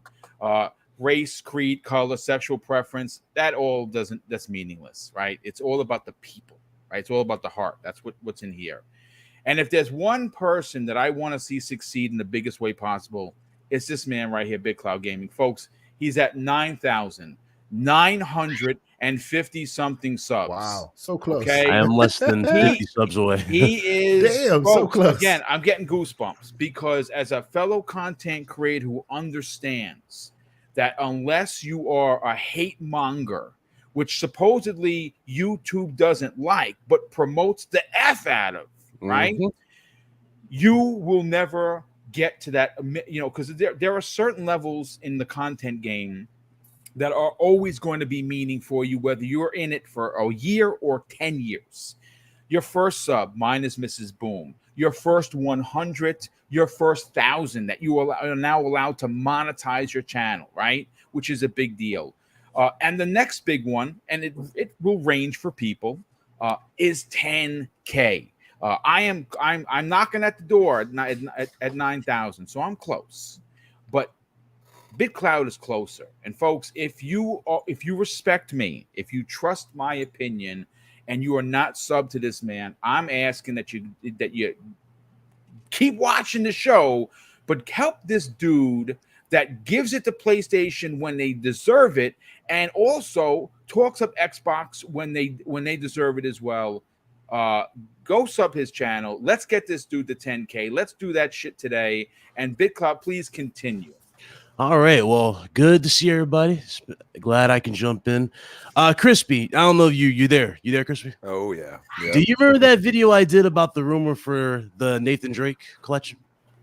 Yeah, a little bit. Yeah, you Okay. kinda, yeah. I went off in that video because, first of all, the report is you're going to get pretty much the Nathan Drake collection again for PS5.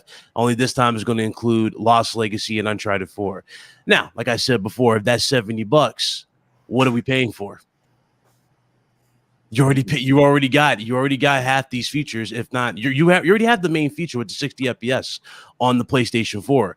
And yet I had people damage control saying, "Oh no, you're missing the point. This is for newer gamers." Newer gamers. If you didn't have a PS4, I don't know what to tell you. Pretty much everybody had a PS4, especially the hardcore. They had a PS4 last year. So it's not for new gamers. You're damage controlling a practice that shouldn't even be redone here. Now we're damage controlling director's cuts. Why am I paying an additional $10 for something that should already be there? It makes no sense. Now, I already said this in the video that Sony needs to have a better natural system in play where you get these upgrades for free. There shouldn't really be no paywall behind anything. But of course, people are saying that, oh, we have to pay for this because they have to import all this in there. It's called an update, people. Yeah. Yes. It's called an update. That's it. An update fixes all this. And for those that don't think that's possible, look at what they did with just look at Capcom, what they did with Resident Evil Village. Did you get one big file or did you get separate files when you download the Ultimate Edition? You got one big file because it can be done that easy with one update. To your point, BitCloud, here's a perfect example of exactly what you're saying. Now, when obviously I'm a Resident Evil fanboy, right? So I could not, for the love of Jehovah, find the Xbox Series X or PlayStation 5 Collector's Edition. I was able to get my hands on the PlayStation 4. And I'm like, well, you know what? I usually buy them. I usually buy all Resident Evils twice. I buy it once for the X or the Xbox, one for the PlayStation 5. I'm just a nut like that. Okay. Yeah. But when I popped in my disc, it says, hey, you just bought this $250 collector's edition. And this goes for anyone that bought even the regular edition. I got the PlayStation 5 edition for free. It says, just keep your disc, but we're going to download the PlayStation 5 one. And I played it on the PlayStation 5 with all the bells and whistles, and I bought the PS4 version. Yep. So all this stuff can be done with ease. There are caveats behind this. The thing is, a lot of people don't want to pay attention to that, or they just want to use it again for this whole console war stupid thing. It's stupid. It gets dumber by the second. It really does. Every day there's an excuse. Oh, your guys are knocking innovation. You're knocking. You don't want to see the companies innovate because you don't want to pay for it. One dude said, "Get another job if this whole Uncharted thing plays out." You want me to get another job to play something for, mind you, that I've already played more so than your ass has done. Yeah, but I platinumed it twice, multiple times. Yeah, right. Yeah, his guarantee platinum you he's already not know buying it. Exactly. And you know what's even more funny too, because you already know. Boom. How many times have we talked about this? Last of Us 2 remake. Last of Us 2. you know what they're gonna do with that. You know right? what's happening. You know what's happening. Exactly what Watch you're gonna factions be added to that, and that's going to be the big thing. do. Watch. And you're gonna have to pay for that. Watch. Yes. I have a feeling that's just going to happen because the way dudes are complacent. They're like, oh well, Death Stranding is giving you races. Yes, they're giving you races. They're giving you more story missions. But here's the thing: did Death Stranding need all that? No, It was probably fine. not. It was fine for what it was. Why are we buying it? You don't need to. You could have just said, "Hey guys, here's DLC." Problem solved. Problem solved. You could have said DLC. You could have got all the updates for free. So again, I don't get it. I really do not. Now again, even if they go back and redo all these classes that we played on PS4, what message are you sending? You're basically saying, okay, yeah, give us the same games we played over and over, but what about the games that really could have benefited from it? Like, I don't know, The Order 1886. Oh yeah, yes, don't say that now. please. That game got shafted. Oh, I love that game. You see what I'm saying? Like, yeah. I mean, come on, keep it a buck. Uncharted 1 was not well received by everybody. It wasn't. No. Critics were critical of Uncharted 1. What did Sony do? They gave Naughty Dog another step forward, and they brought the heat with Uncharted 2. You don't think they couldn't do that with The Order 1886? They absolutely should have. 100%. That could have been Game of the Gen. They pushed that Yes. if they pushed that in the right direction. But again, dudes don't understand this. They're too busy focused on the other side. That's why I said focus on what happens in your own camp. But dudes don't want to pay attention to that. It's like, I don't know what to tell you, man. Everybody wants to hear one thing, and they just want to hear Game Pass is bad. You don't want the industry to go into Game Pass moniker. It's like, okay, if you don't like the Game Pass model, then boom. Wasn't there dudes crying about MLB The Show? You have to pay for that on PlayStation. And they're like, oh, but you get it for free with a Game Pass model. They're like, how come we don't get something like that? Clearly, you want a Game Pass model. You know what? Yeah. Really? Yes. I got one better for you. I want to add to that conversation because I saw the same folks, capping for this, this $10 stuff for the Xbox. You got the free upgrade. Free to the Xbox Series X and S version for the all you gotta do is press the download. I press the button, boop, there you go, it's downloaded. But they made the PlayStation players buy the $70 edition for the PlayStation 5 version. That's something to be said too.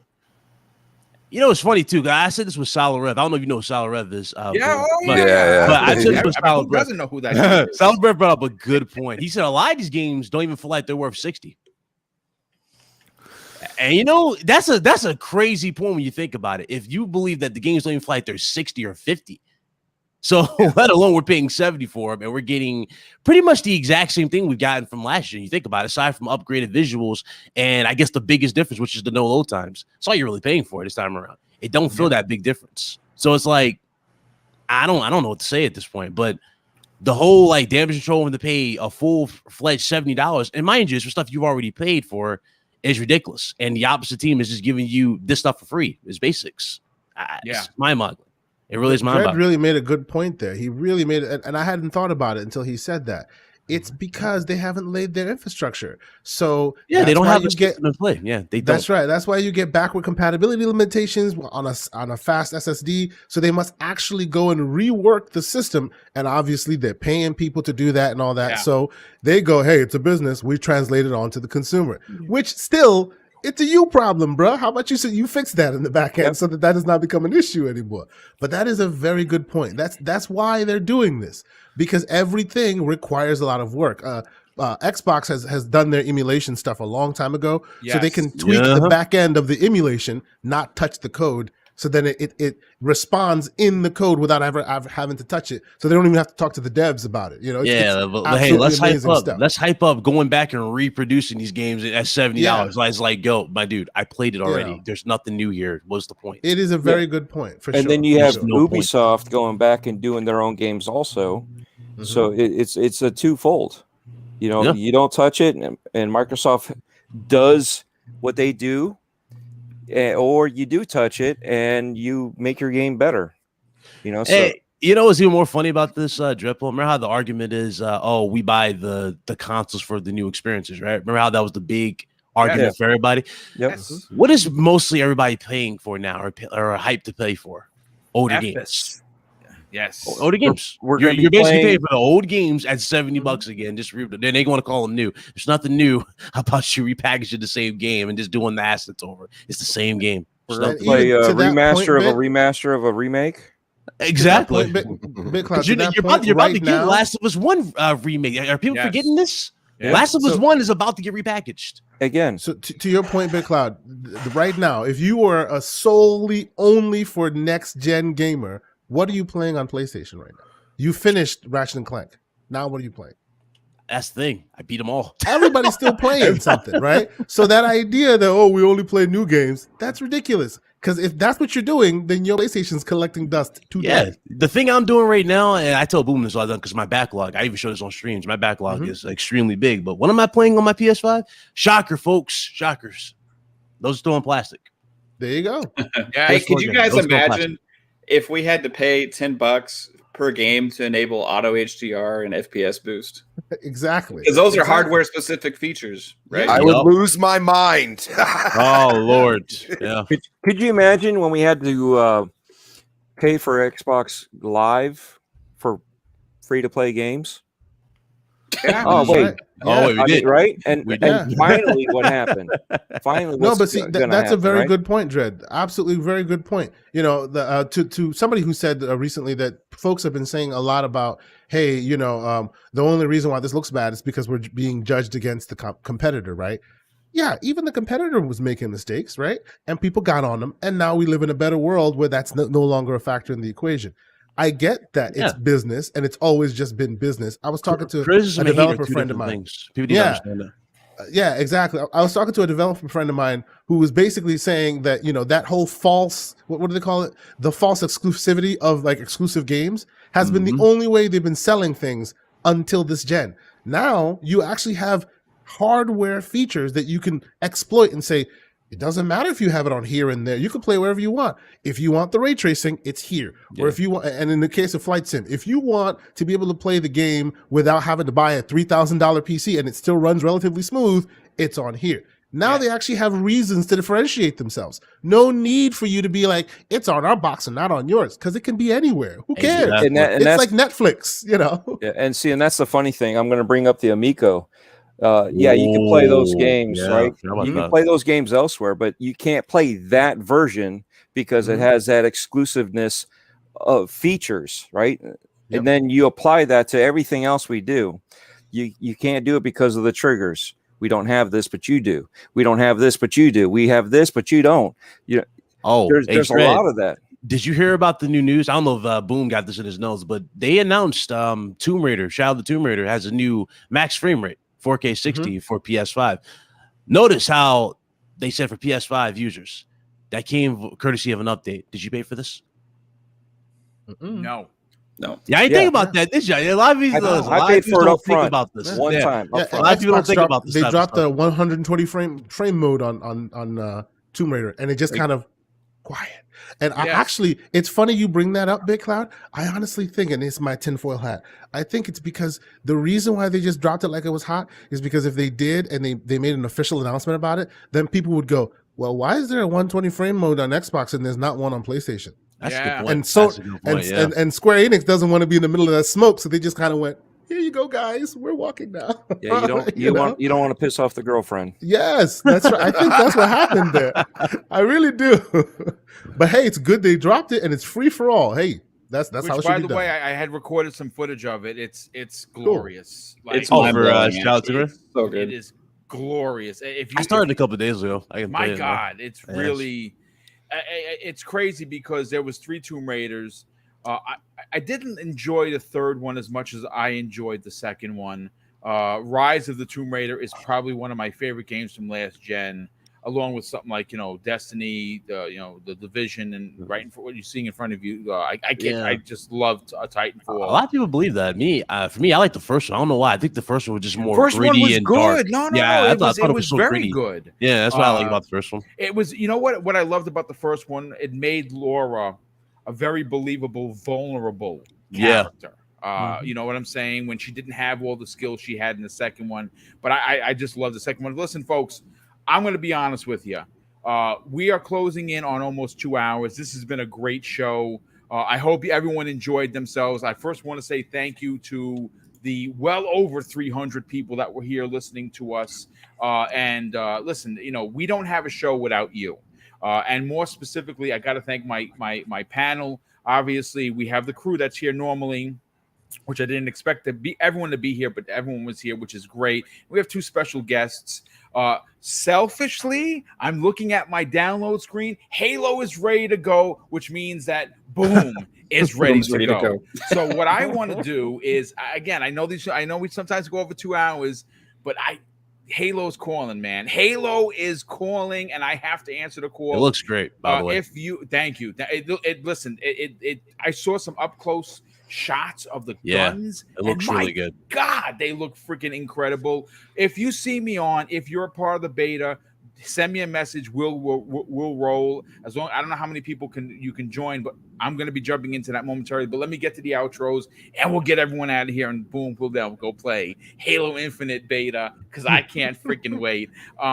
K Asante, thank you so much for being here, brother. You are a light in a dark tunnel when it comes to knowledge. I mean, you just always bring it, not only on this show when you're a guest, not only on Primetime Gaming, but we got to talk about you and King Slander's shows each and every week. The Real Podcast, I didn't get a chance to watch. I didn't want anything spoiled about He-Man, because I know there's a big controversy. I haven't seen it yet, so I want to watch it, so I stayed away from it. But you also have the other podcast on Saturdays, which last week I jumped on, by the way, which we had a very adult conversation. It was glorious. We even had the Wandering Dutch jump on in the back end, and we got his opinion. Talk about, sell your wares, brother. Talk about your shows. Talk about your YouTube channel, and where can people reach out to you on social media?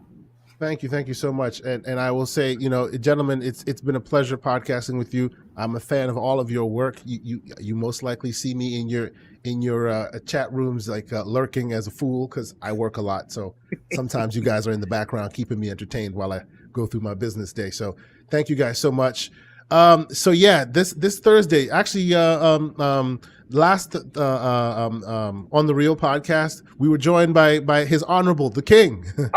Joined us to speak on Masters of the Universe. If you haven't seen it, I would suggest you watch it and then watch our show. There's a lot of slanderous conversation, but it's a very entertaining couple of hours of chat with the King and the Everborn saga, Everborn the Slanderer saga. Don't get it twisted. Needless to say, and then Saturday mornings, we will be doing the Gaming Circle podcast. I'm actually trying to line up my buddy to come back and have conversations and do some more dev talk with Everborn himself. So maybe this week our podcast will start a little later. Usually it starts at 10 a.m. Eastern Standard Time. This time it might start at 12 to be cognizant of his time, because he's in Canada, so the time is pretty different there. So we have to be respectful of that. But you can find me and all those times and when they come out by following me on Twitter. Right now it's TKO Asante. Now, I won't give you the YouTube, because you know how the YouTube game works. When you're young to it, they give you this gobbledygook of a number. So don't even worry about all that. Just follow me on Twitter. When the time goes live, you'll definitely see the chat. You'll see me posted out there. And either you'll see me there or you'll see me on Primetime Gaming with Mr. BoomStick and friends. And when I'm able to, and when he blesses me with the permission to, you'll see me here as well. So thank you guys so much.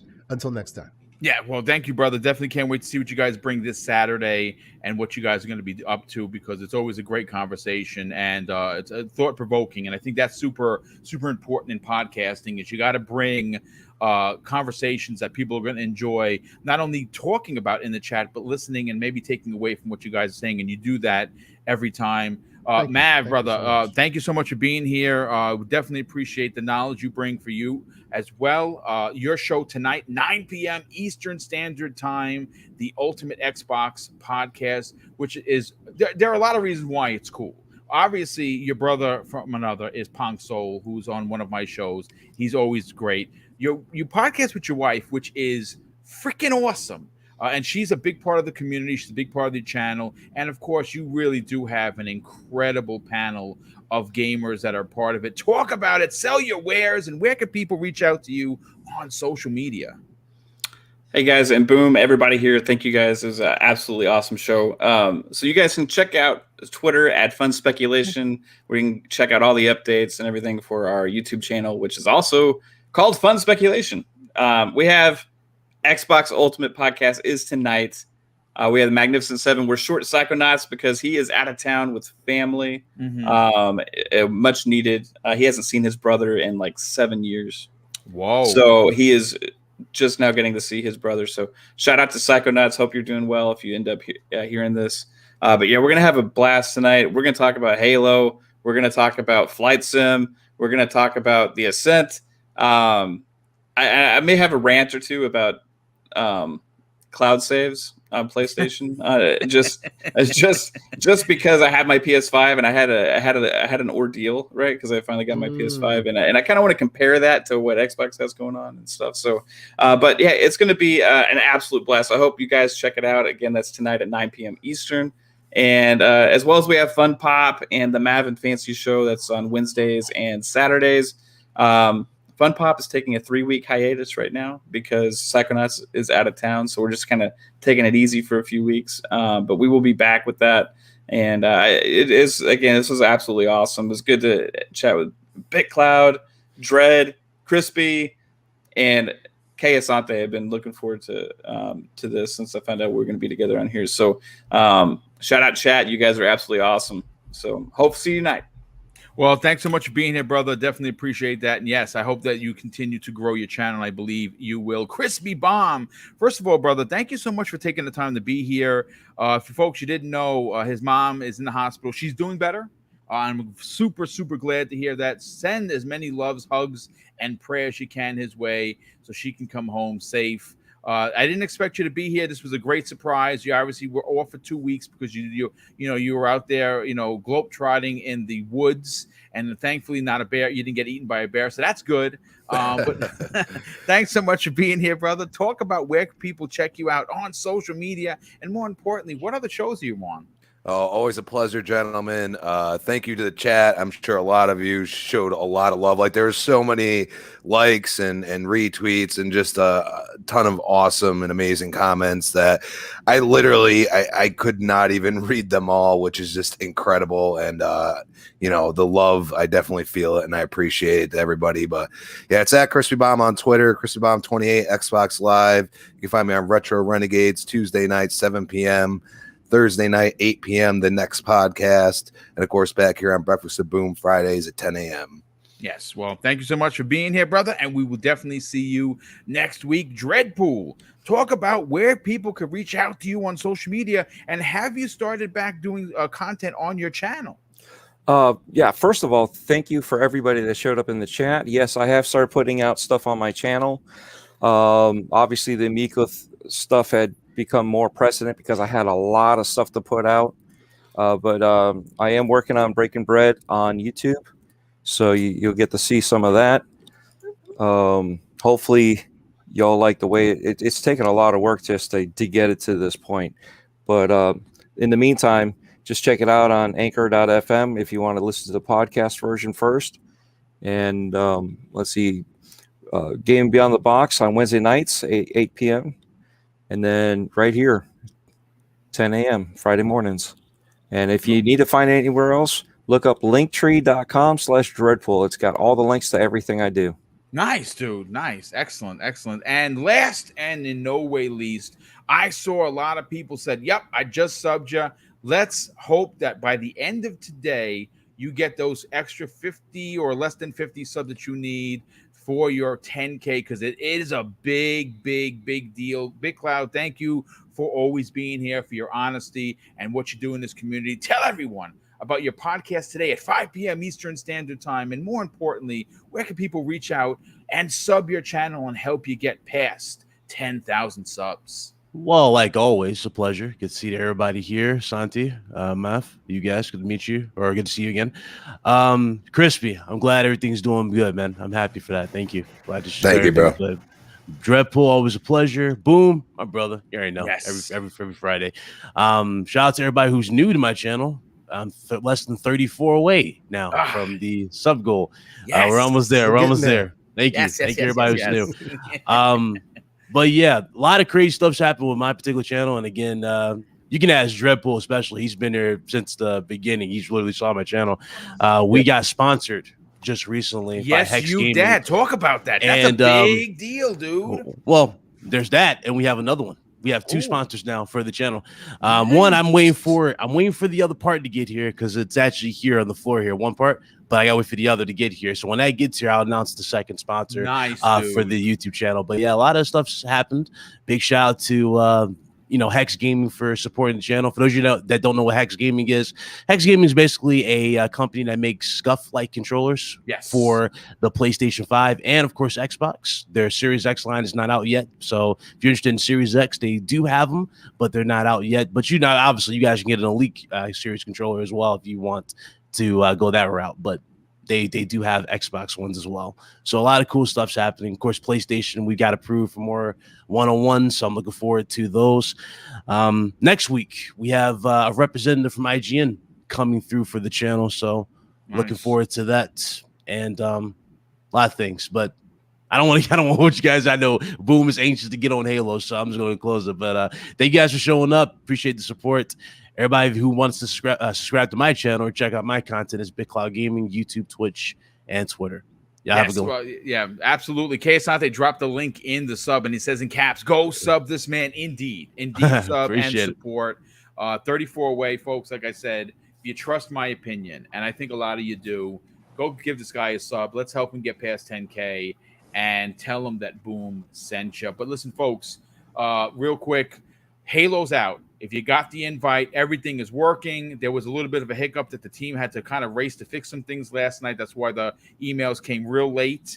And I'm telling you for an absolute fact that I am going to be on there probably till I got to pick up Mrs. Boom, come home, eat dinner, and jump back on. I want at least 20 plus hours over the weekend of this game because this one I'm a diehard Halo fan, specifically because it gives me the Halo 3 feels. And that's what I can't wait to play. But if you see me on, jump on. Let's talk. Let's have some fun. And once again, thank you for supporting Double Barrel Gaming. Thank you for the super chats. And of course, I'll close out the show with something that's important to me. Hopefully one day it'll be important to you. And that's something that my dad taught us. And he said, son, treat others how you want to be treated. And also, it doesn't cost anything to be nice. You live by those rules.